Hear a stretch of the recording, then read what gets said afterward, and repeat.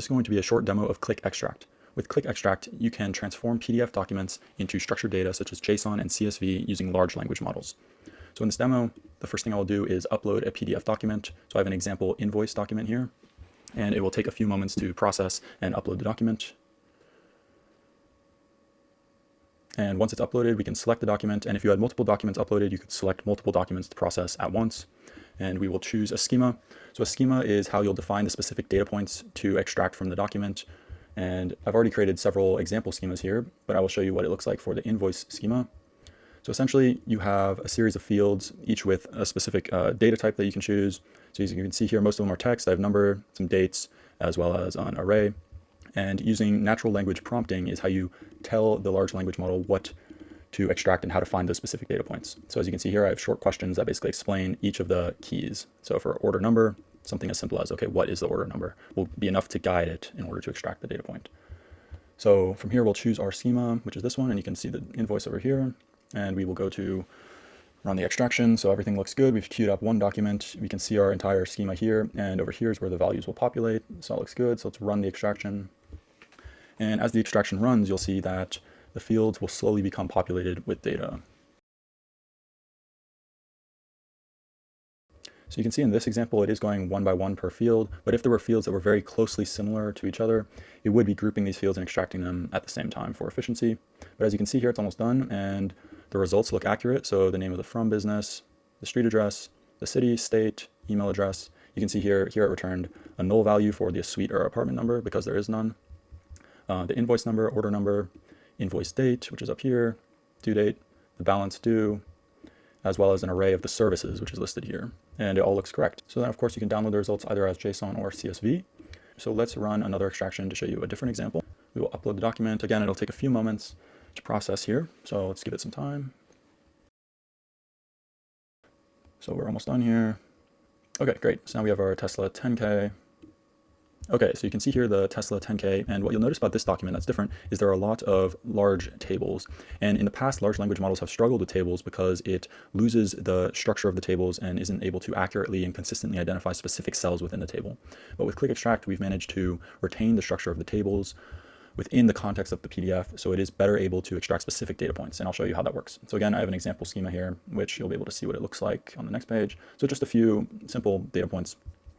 And these are all going to be numbers that are extracted from the specific tables. Obviously, you could extract anything. So you could extract from the text itself. But in this case, this will be a table demonstration. So we'll run the extraction and let it work for a few moments.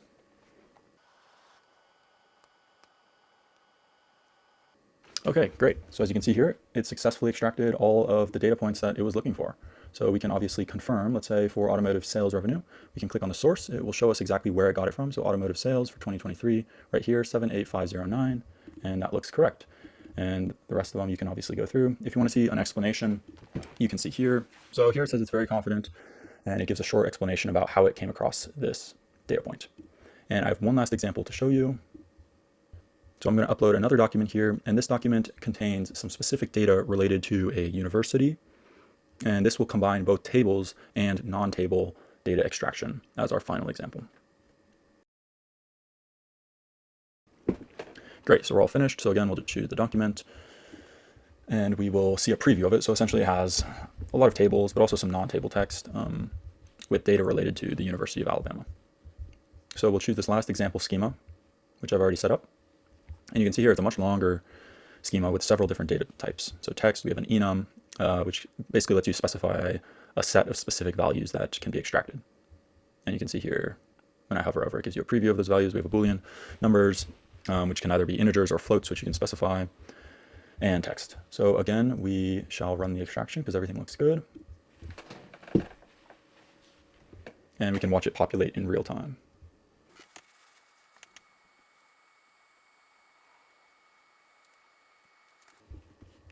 And it looks like it's almost done.